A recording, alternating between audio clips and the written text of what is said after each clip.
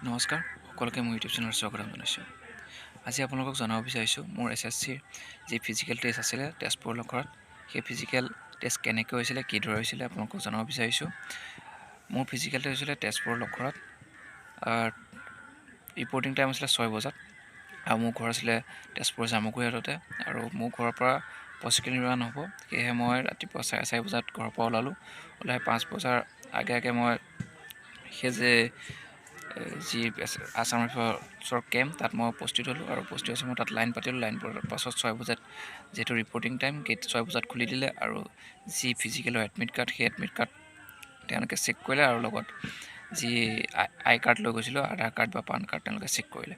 Check কৰাৰ পাছত তেওঁলোকে তাত সোমাবলৈ দিয়া হ'ল। সোমাবলৈ দিয়াৰ পাছতে যি সকলো এটা মোবাইল আছিলে, মোবাইলসমূহ তেওঁলোকে ৰাখি থোৱাৰ পাছত অলপ দূৰ গৈ লেফ্ট ছাইডে যি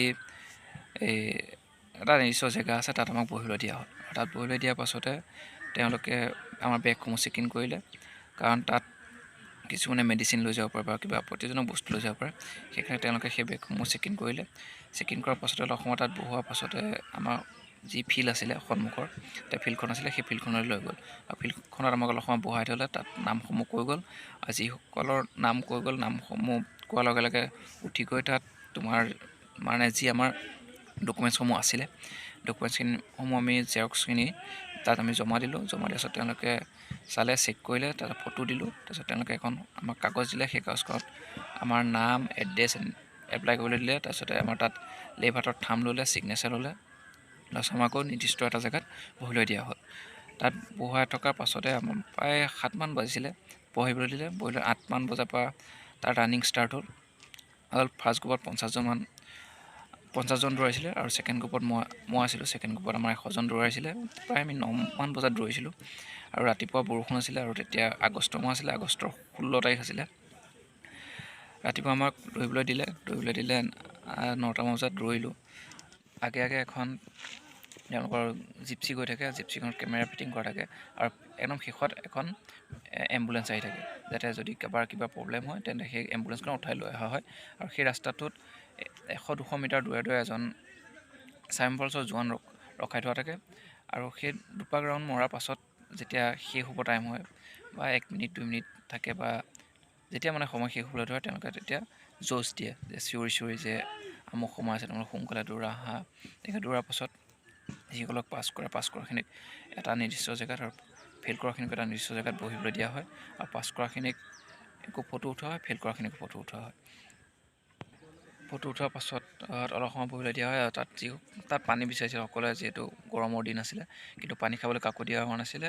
প্ৰায় 15 মিনিটৰ পাছতে আমাক পানী খাবলৈ দিছিলে, ৰানিং কৰাৰ পাছত 20-15 মিনিটৰ পাছত পানী খাবলৈ দিয়া হৈছিলে। তাৰপিছত আমাৰ মন্দিৰলৈ লৈ গৈছিলে, মন্দিৰটো আমাক বহাই ৰাখিছিলে। তাতে আমাৰ 3-4 ঘণ্টা বহালে। বহোৱাৰ পাছত তাত হাইট, চেষ্ট আৰু ৱেইট জোখা হ'ল। প্ৰায় 2-3 বজালৈকে আমাক তাতে বহাই থাকিবলৈ দিয়া হ'ল। বহোৱাৰ পাছত আমাৰ 2-3 বজাত সন্মুখত এটা অডিটৰিয়াম আছে, তাৰ অডিটৰিয়ামলৈ লৈ আহিলে। তাত যিসমূহ আমি ডকুমেণ্টছ দিছিলোঁ, সেই ডকুমেণ্টছখিনি ভেৰিফিকেশ্যন কৰিলে। ভেৰিফিকেশ্যন কৰাৰ পাছত তাত ছিগনেচাৰ মাৰিলে। ছিগনেচাৰ কৰাৰ পাছত যিসকল তাত হাইট, চেষ্ট বা ৱেটত কোৱালিফিকেশ্যন হ'ল, তেওঁলোকৰ কোৱালিফিকেশ্যনৰ সকলোকে ৰানিং পাছ কৰাৰ পাছত কোৱালিফিকেশ্যন হ'ল, তেওঁলোকৰ কোৱালিফিকেশ্যনৰ চাৰ্টিফিকেটসমূহ দিলে। দিয়াৰ পাছত কোৱালিফিকেশ্যন হোৱাৰ পাছত তাৰপৰা আমাক প্ৰায় 7 বজাত আমাক কোৱালিফিকেশ্যনৰ চাৰ্টিফিকেট দিছে। তাৰপিছত আমাৰ কোৱালিফিকেশ্যনৰ চাৰ্টিফিকেট দিয়াৰ পাছত আমাক ঘৰলৈ যাবলৈ দিয়া হৈছে। প্ৰায় আমি ৰাতিপুৱা 9 বজাত দৌৰিলোঁ। দৌৰাৰ পাছত আমাৰ দিনটো তাত বহাই মেলি থ'লে। তাৰপিছত 7 বজাত আমাৰ ৰানিঙৰ কোৱালিফিকেশ্যন দিলে। কোৱালিফিকেশ্যনৰ পাছত আমাক 10-15 জনকৈ বাহিৰলৈ গৈ আমাক ঘৰলৈ যাবলৈ দিয়া হ'ল। আৰু সেয়া আছিলে আমাৰ SSC ফিজিকেল। আৰু তাৰ আগষ্টত আমাৰ ফিজিকেল হৈছিলে। ফাৰ্ষ্ট আমাৰ জেনেৰেল কাষ্টৰ হৈছিলে, মই যিহেতু জেনেৰেল কাষ্ট।